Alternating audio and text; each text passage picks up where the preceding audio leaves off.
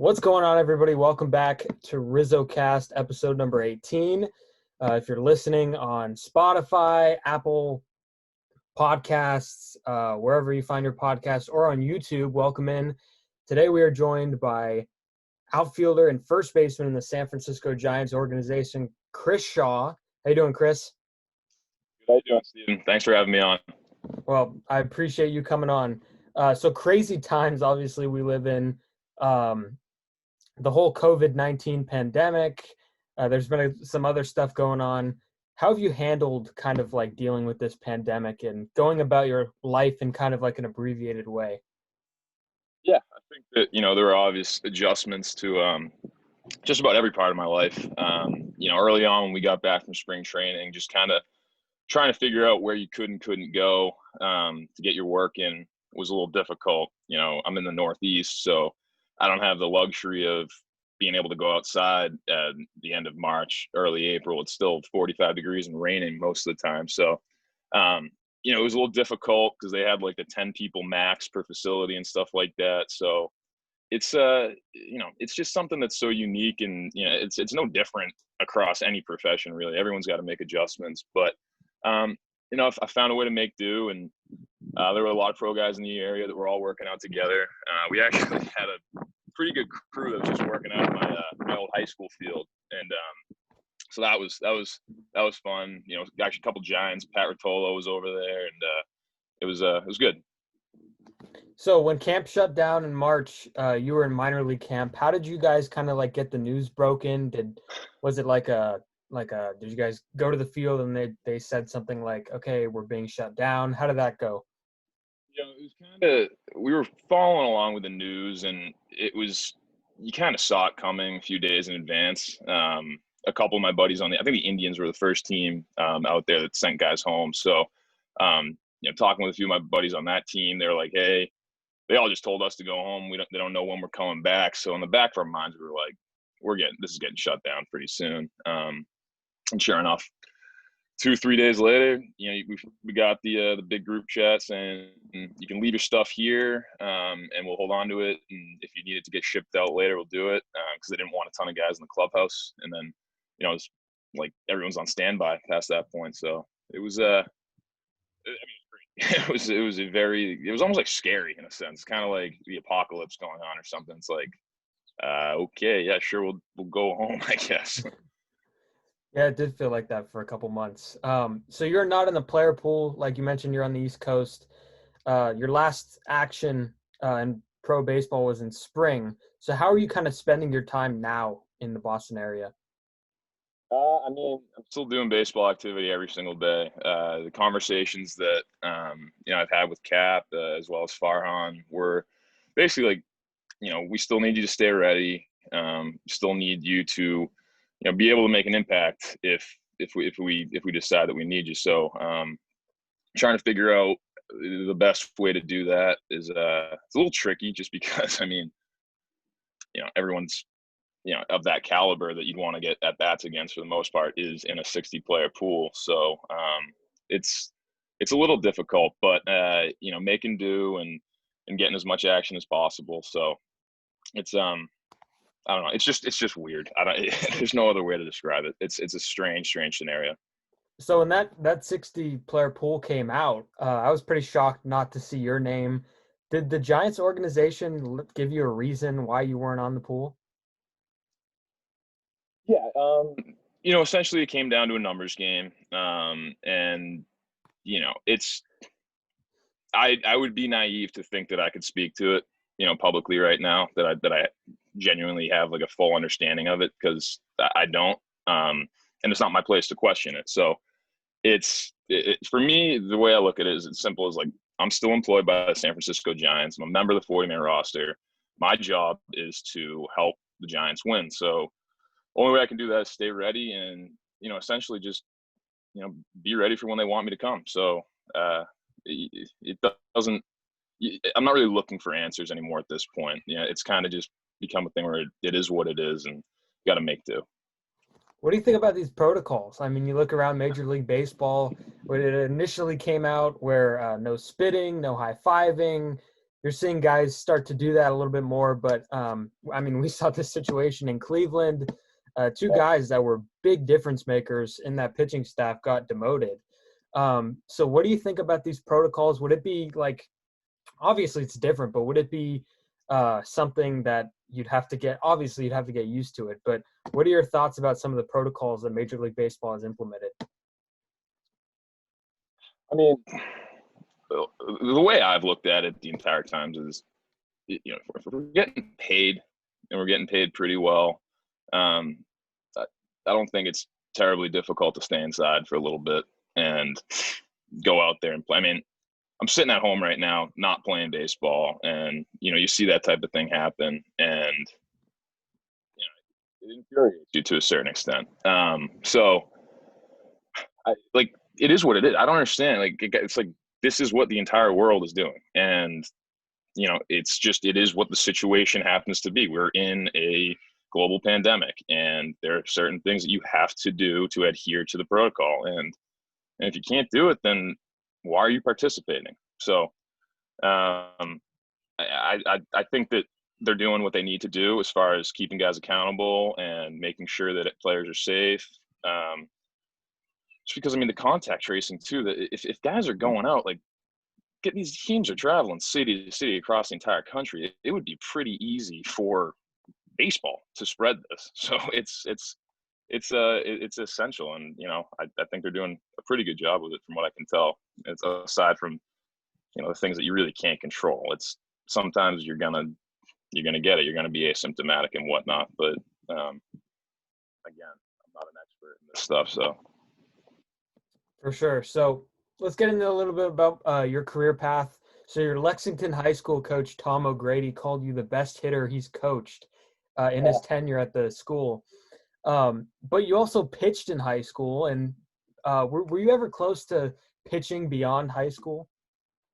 Yeah, I think that probably until end of my sophomore year. In my head, I kind of thought that being a two-way in college would be something that I'd really want to pursue. But my bat kind of started progressing a little more than my arm, and at that point, if I wanted to be a pitcher, I wasn't a guy that got on the mound and just like was 95 easy. It's like if I wanted to be a pitcher, I was going to have to commit to it. And I liked hitting so much more. So that was an easy decision for me. But I still miss pitching a lot. Actually, I don't know if I'm allowed to say this. When we were doing when we were working out with all the local pro guys, I actually got on the mound and threw a few lives to the guys when we didn't have enough arms. So still having fun doing it. Yeah, I just finished up my high school career myself, and I'm probably not playing anymore because of the fact that I enjoyed being a PO. Like you just don't hear people like PO. I mean, that was the life. I would sit down, I would come in relief, pitch a couple innings, sit back down, and then run. It was literally the best life. And I feel like that mentality would get me nowhere. And then of course POs have the fake position, so I'd always get stuck at second base. And pitching. You sound like Andy Suarez. Andy Suarez became a PO when he was 11 years old. I don't think he swung a bat in 20 years. Yeah, exactly. When he came up, there was a lot of chatter about how bad of a hitter he was. You know what? I'll defend Andy on record right now. Andy actually has a good swing. I don't know why he got ripped like he did, and he's actually got some of the sneakiest BP pop of anybody in a Giants organization, which you wouldn't expect. So have you seen him go deep, like in BP? Oh, yeah. I give him all my bats that I don't want. He hits nukes. That you don't want. Okay, I like it. So then Boston College, of course, I've had a couple college guys on, and I like them. I like to give them the opportunity to kind of hype up their alma mater. So Boston College, how good was that program to you? I mean, BC is one of those special places that I've had kind of impact me in my life. It's tough to put into words, honestly, just because of how impactful it was, and just how special it was to me. I learned so much there, both on the field and off the field, and just the family feel that we had while we were there is second to none. I played on a lot of different teams, and those BC guys are still, I mean, they're my brothers. I mean, I'm with them almost every day now, just because they're in the area and whatnot. And I don't know, just in what's going on in the program too. I don't know if you follow along at all, but the new facilities they've built, the Pete Frates Center, is state of the art. It's going to be one of the nicest facilities in Division I baseball, and I think with that we're going to start to keep a lot more of these Northeast guys, because historically we've lost a lot of guys. Vanderbilt and your UNCs and your Florida States and stuff like that. But I always felt like that was just because BC's fields it was a parking lot. Like, genuinely speaking, we played on a parking lot. After Saturday football games, they'd tailgate on our field the entire day. We'd have Sunday morning practices. We'd have to line up as a squad on the foul line, and walk down a single file line with trash bags and pick up chicken wings, broken glass, throw up. It was disgusting. And then we'd go practice, and the cars had been parked there all night, so it essentially was a concrete field at that point. So doubles in the gap ended up at Fenway. So it was fun. And then past that, I mean, next year they have potential to have 3 first-round picks. And one guy in particular that, if I could endorse one person for the Giants to look at hard, would be Sal Frelick. Sal, actually from Lexington as well, literally went to the same elementary school, middle school, high school, college.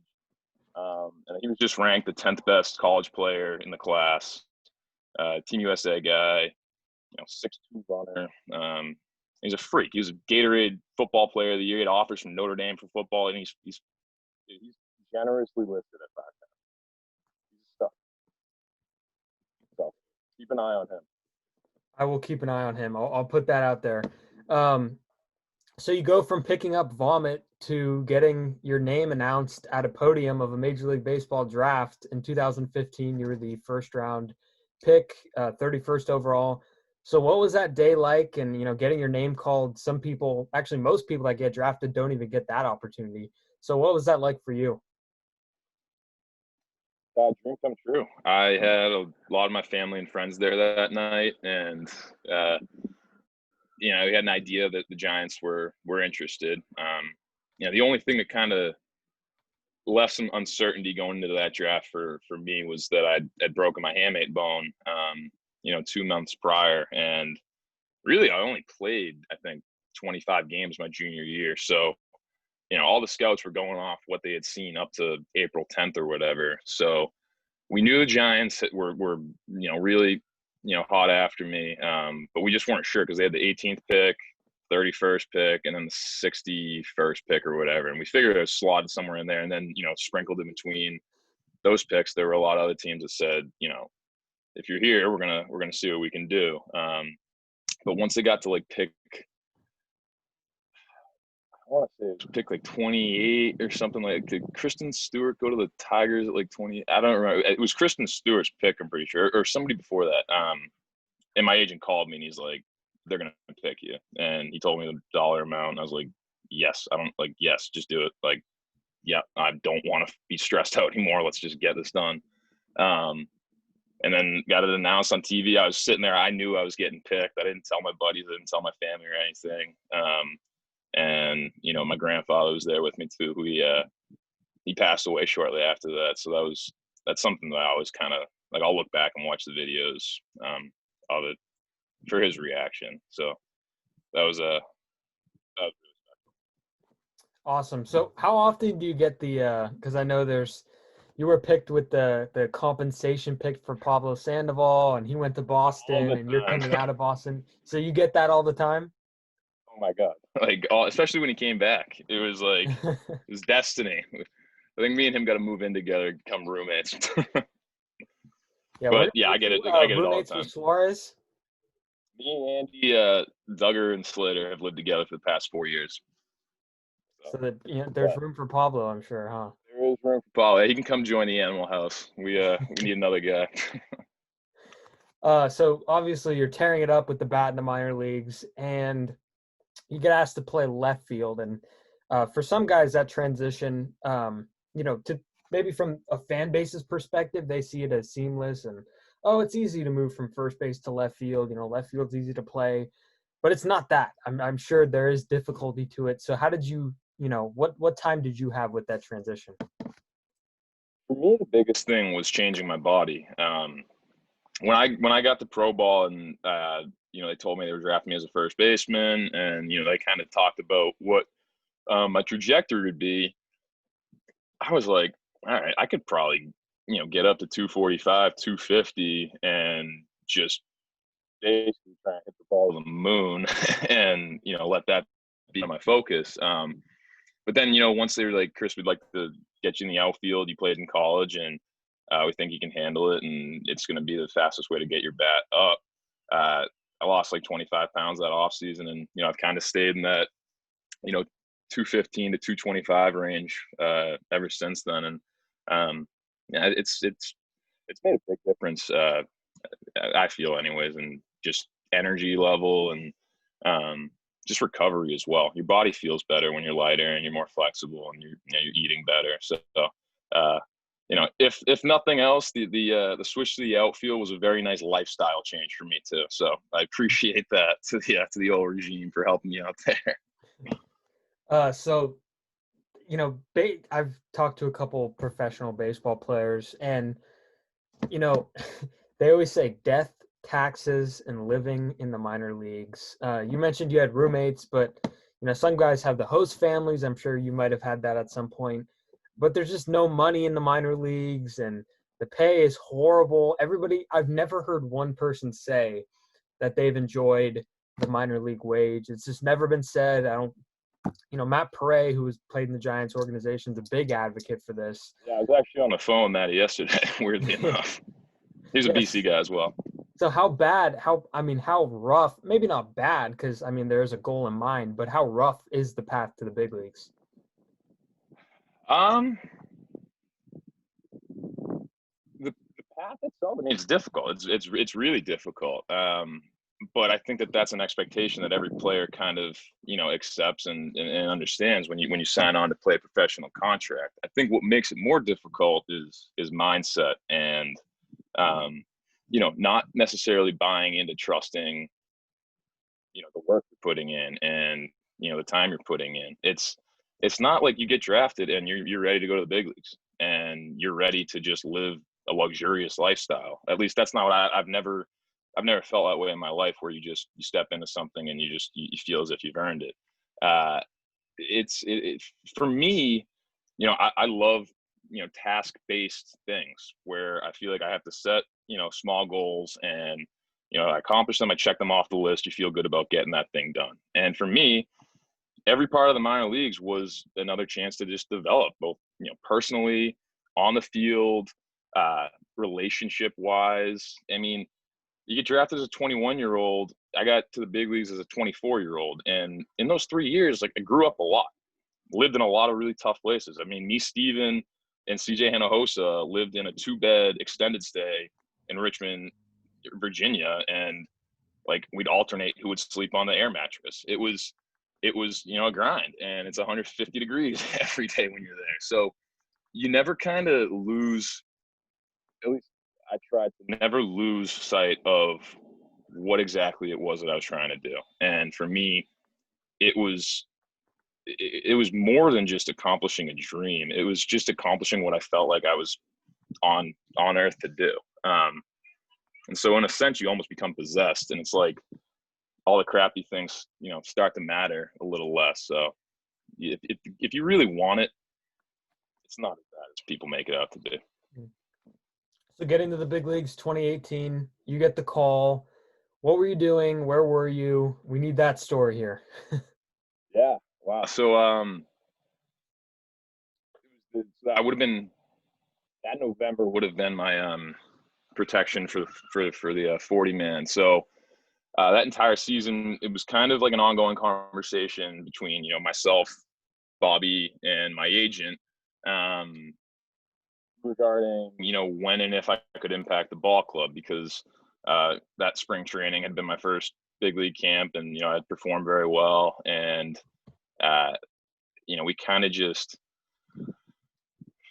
as the season went on, we stayed in contact essentially. And towards the end of the year, I hadn't honestly felt great about my year. My strikeouts were like through the roof. My walks were down. I was hitting homers, but I was kind of like having like an identity crisis as a player, where I was just like, what am I supposed to be doing here? Am I selling out for power? Am I trying to hit 300 with 15 to 20 bombs? Like, what am I looking to do? And a lot of that got away. So last week of the season, Bobby Evans comes in, and credit to Bobby, he did it every single year. He would drive down from San Francisco and he would meet with all the members of the 40 man, as well as minor league free agents or anybody else that had a shot of being a September call up.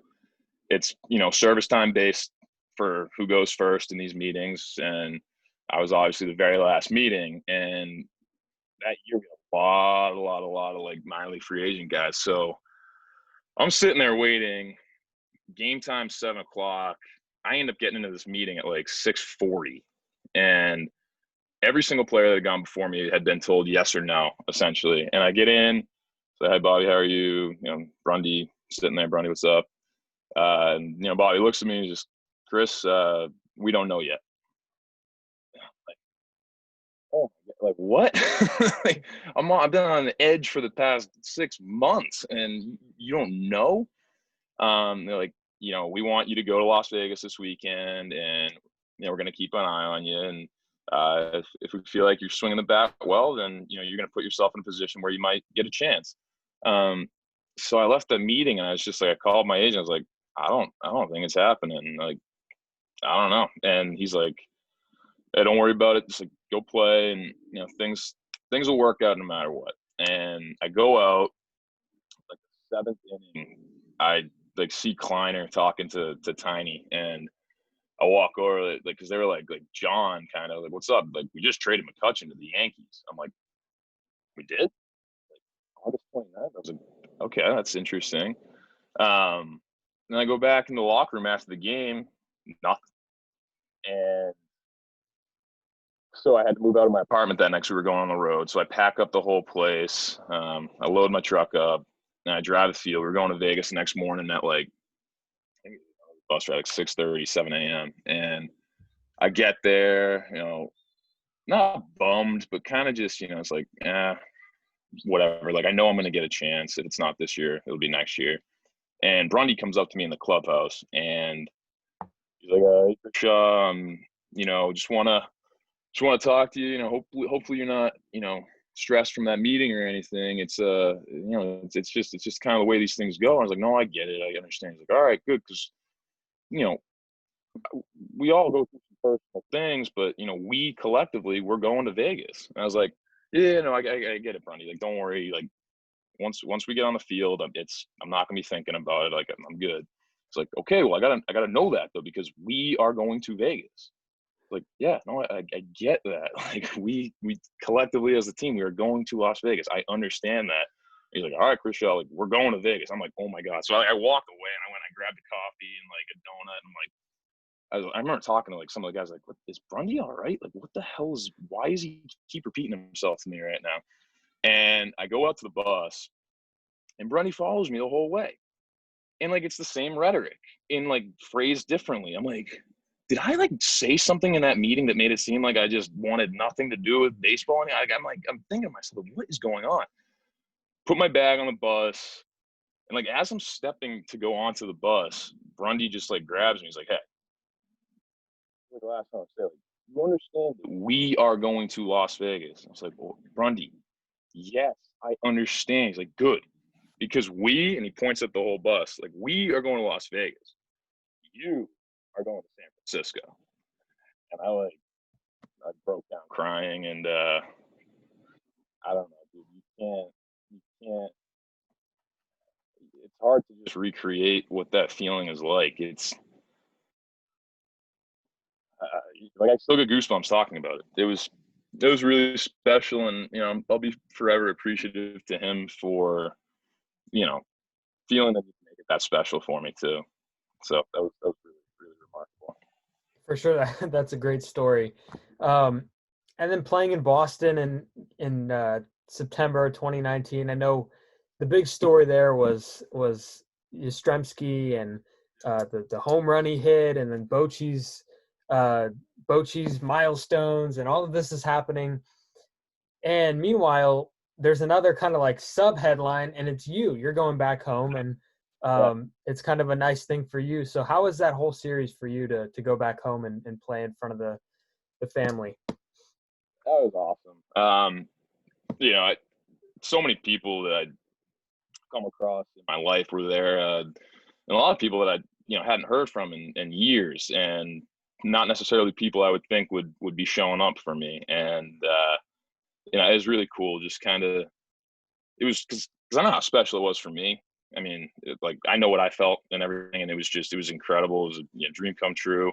But to kind of talk to my friends and former coaches, and not just baseball coaches, like my hockey coaches came, and guys I played football with growing up. It's just, they all came and they're just like, dude, it's like you went to Lexington High School down the street, like you're a public school kid, and like you're playing at Fenway Park tonight. Like, that's incredible. And it was dream about it. Like every single time I went to Fenway Park growing up, I was like, if I could ever play here, like I'd die. Like this is my dream, and I got to do it. And it's something that nobody can ever take from me, and I'll cherish it for the rest of my life. So then you say goodbye. Obviously, you guys as a collective group say goodbye to Bruce Bochy. Gabe Kapler gets hired, and it's kind of like two different baseball minds. You got one guy that completely old school, then Kapler, platoon shifts, all of this. So what's kind of the biggest difference between playing for a guy like Bochy and playing for a guy like Kapler? What have you noticed? I don't know that I can answer that, because I haven't had enough time with Cap to really know his style. I had like 10 at bats during spring training, so it's what I can say though is that I respect the hell out of how transparent Cap has been with everybody and everything. Like legitimately anything I want to ask him, he answers it. And we've had tough conversations too. And like, I'm the type of person that if I feel like you're withholding something because you're worried about a reaction, or you're worried about something that you think that I'm feeling, it's like you're creating something that doesn't exist. And I don't feel like that's fair. With Cap, that never happens. He is so clear and just honest with me. And it's something that I really, really respect. And Boch was the exact same way. But with Boch, it was just a much more black and white type conversation. And there's appreciation for both types of managers. And I'm very lucky to be able to know the two of them personally, and to have that type of experience. And hopefully I can learn more about Cap's managing style with playing under him. And that's what I'm still working for. That's why you still wake up every day, go to the cage, go to the gym, and keep going. But two very different managers, but at the same time, like their best characteristics kind of overlap. So one big attribute you have is obviously your power from the left side, and the Giants play at Oracle Park, and it's not friendly at all. I know they did some stuff with the configurations. Still, though, not the most friendly ballpark. So you're taking BP. Obviously it's easier to hit the ball down the line. I think it's one of the shorter right fields down the line in the National League, but there's the wall. Then there's 421 in Triples Alley. So, it's really hard to stay consistent at Oracle Park. So what has kind of your approach been, maybe in batting practice you've taken there? What is it like hitting at Oracle Park? Well, Oracle is interesting for me, because my typical approach is center field, left center. Keeps me, it keeps my lanes and my direction correct, and ultimately helps me grab the ball more. With Oracle though, I think if you were watching the broadcast last night, Barry Bonds was talking for a little bit about a trick that he didn't want to share. And it's I don't know that necessarily it's a trick as much as it's something that guys talk about fairly frequently. And for me, it was something that really helped. We just talked about shifting center field and shifting your sights. So for me, what I would do, and it's different for every other guy, like different ball parts, it's different things. You want to just make you know you want to make it so that you're seeing the ball as well as you can, and you feel like you can drive it as well as you can. So I would take center field and I would move it over to probably like where the edge of the bullpens are now, and that's where I would kind of set my sights. That was center. 30 feet foul was the foul pole down the line, and worked like that.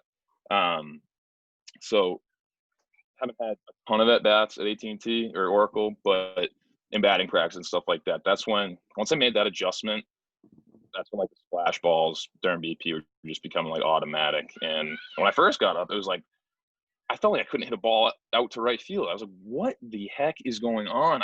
This is my zone. Like I can't get in there." But it was as simple as shifting your sights. So baseball's like golf, kind of in that regard. Like little tiny things you can fix can just make the biggest difference. Mm-hmm. Speaking of adjustments, every big power left-handed bat, there's a couple exceptions. You guys have to deal with the shifts, and I mean, a lot of it is the percentages and stuff. So I'm sure you've gotten so used to the shift. What is your kind of philosophy about how they shift you towards the right side of the field? So I'd say 90% of the time I can bank on they're going to try and bust me hard in and soft away. And, when that happens, it's like, okay, so many people say like, all right, well then you got that entire left side of the field. Just hit it to the left side of the field. It's like, yeah, sure. If I got a fastball on the outside corner, you got it. Like snap of the fingers, done. But guess what? I'm getting 95 up and in, and I'm getting a changeup that's spinning away from me the other way. So the way I look at that is, saying if you're going to beat us, you're going to beat us over the fence, and the other two outcomes are going to be we're going to either walk you, you're going to give into our thing, you're going to ground out, or it's going to be a punch. So you just really got to stick to your game. And for me, that is finding a pitch that I think I can smash. And if they throw it inside and it's down a little bit, then I'm not trying to hit that ball to left field. I'm trying to hit that in the bullpen to right. So you can't really change your game too much. But you got to be smart. You got to understand why they're shifting you. Like, what are they looking to accomplish here? And some teams will shift you and think that you're so domed up that they can get away with just fastballs the other way. But that's where your scouting reports come into play, and that's where the advanced analytics and stuff can kind of help. And I've also seen guys come up from the minor leagues, and the opposing team doesn't have a full, complete scouting report on the guy, but they'll shift anyways, just because he looks like a big left-handed hitter who hits to the pull side. So it's a little bit interesting. Yeah. So 3-0 counts, and this is something that I want to bring up because it's a big commodity in baseball right now. Fernando Tatis Jr., arguably the best player in the National League right now, swing at a 3-0 pitch and hit a grand slam, up 7 runs. And a lot of, the Rangers took offense to it. Even his own manager said, hey, we got to talk to him. My philosophy is this, if you don't want to give up a 3-0 bomb, don't get yourself on the mound. If you're a pitcher, don't get into a fastball count in the first place. And that's kind of been the response that a lot of people have had. So what's your thoughts on just this entire situation? I think it's absolutely ridiculous. Like, what I get the 3-0. So here goes. But you can groove this fastball down the middle, and then you can throw your backdoor slider. You go to 3-2, and then that's 2-strike count again. What? Like, dude, this is how you get paid. This is how you stay. Like, getting yourself into leverage counts, getting yourself into a spot with runners in scoring position. Like, you get the bases loaded with 3-0. Like, and you throw him a cookie. Like, is he supposed to feel bad for you? Like, hit the ball to the moon, Fernando. Good job. Like, I remember I got called up. We were playing the Cardinals, and Dakota Hudson was pitching, and I went in to pinch hit late in the game, and I got to a 3-0 count. And like a week before that, because Grundy had just been brought up to manage along with Boch for September, they were talking about 3-0. And that season, weirdly enough, I was like 4 for 4 in 3-0 counts with 4 home runs when I swung. Wow. So I get to a 3-0 count with Hudson on the mound, and Dakota Hudson throws like 95-mile-an-hour screwballs. Like his two-seam moves like a lefty slider, and not seeing him great. And I'm like, you know what? He's missing arm side a ton. I don't feel truly comfortable like letting it fly here, because I looked down and Wotus was giving me the the green light, and I took, and it was a groove fastball. It was down the middle, and then next pitch he walked me, and then next batter flew out or whatever. I think there was a runner on second base, so we ended up scoring there. And I remember going in after the inning and sitting on the bench, and Boch coming up to me, he's like, Chris, like, you're in the game because you can change the game with one swing of the bat. Like, we want you taking that chance there. And Boch is as old school gets in a lot of senses. So the 3-0 thing, obviously the Tatis thing's a little different because it was just the game circumstance that kind of, brought everybody's, emotions into it more than it otherwise would have been. But to me, if you're in a hitter's count, like, you're a hitter.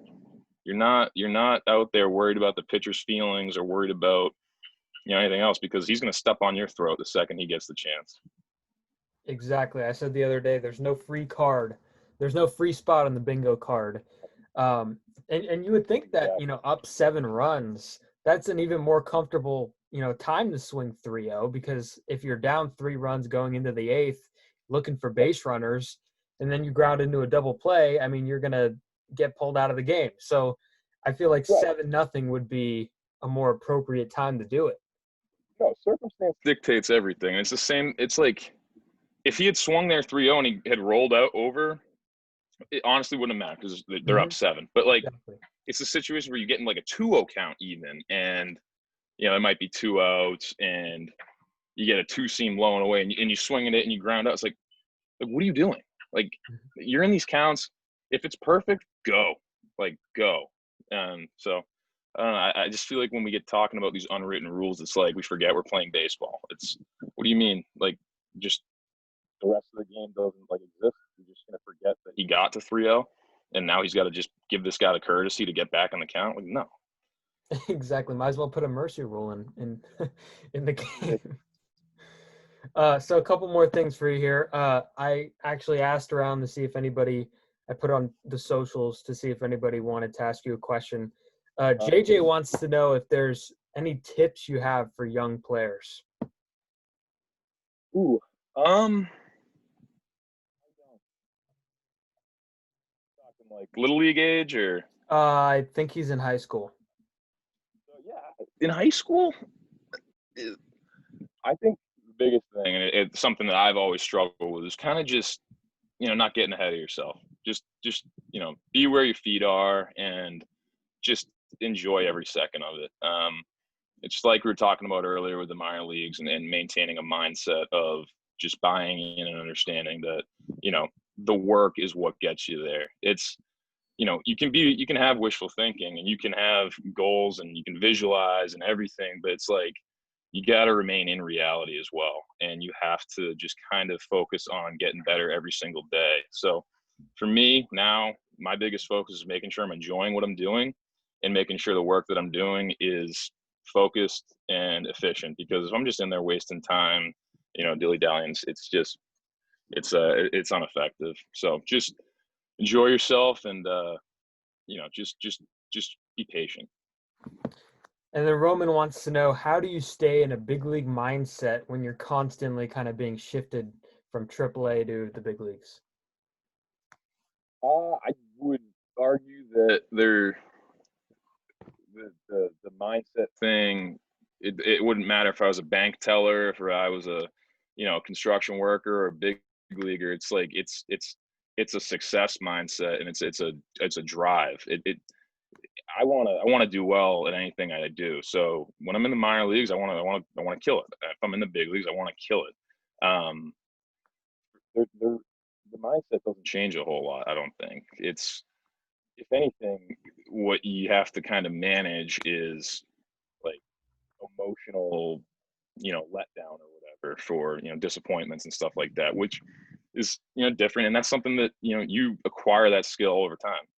You don't know how to do it unless you've gone through it, is kind of the way I look at a lot of things. So keeping that open mindset and just knowing that, as bad as, going up and down is, like, you're gaining experience and you're learning how to deal with it again. So, every time it happens, hopefully it doesn't happen a lot, but when it does happen, it's not the end of the world every time. It's all right, time to reset and, kind of figure out what I got to do again and get back up and keep that same mentality of I'm just going to kill it. All right, I got one more thing for you, and Yeah. this was requested here. So I don't know if you've been across this part of Twitter, but there's a section of baseball Twitter and Giants Twitter, and I'm sure they've tagged you in some of this stuff, but and they they're like younger, on the younger side of things, and they're all energetic and stuff. So I got a ton of requests just randomly asking you, do you eat mac and cheese with a fork or a spoon? And like they ask a lot of those questions. So you're not the only one that's going to get this. So Yeah, how do you eat your mac and cheese? you know what? It's like as simple of a question as it is. I know how divisive this could become, but I don't eat a ton of mac and cheese, but if I'm eating mac and cheese, it's usually as a side for something that requires a fork. So I think fork. But maybe if Yeah. it's just mac and cheese on its own, I might have a spoon. I'm not sure. So mac and cheese was more of the first baseman's diet than the left fielder's diet. Is that right? That's right. If you asked me 3 years ago, I'd probably have a very, very sure answer for that one. That's awesome. All right, Chris, thanks for joining us. You guys can follow Chris on Instagram and Twitter at Shawsome24, which is the greatest username ever. You guys can follow us on Twitter and Instagram at RizzoCast. Chris, thanks again for joining us. Yeah, of course, Steven. Thank you guys for listening. Subscribe, like, do all those things, and have a great day.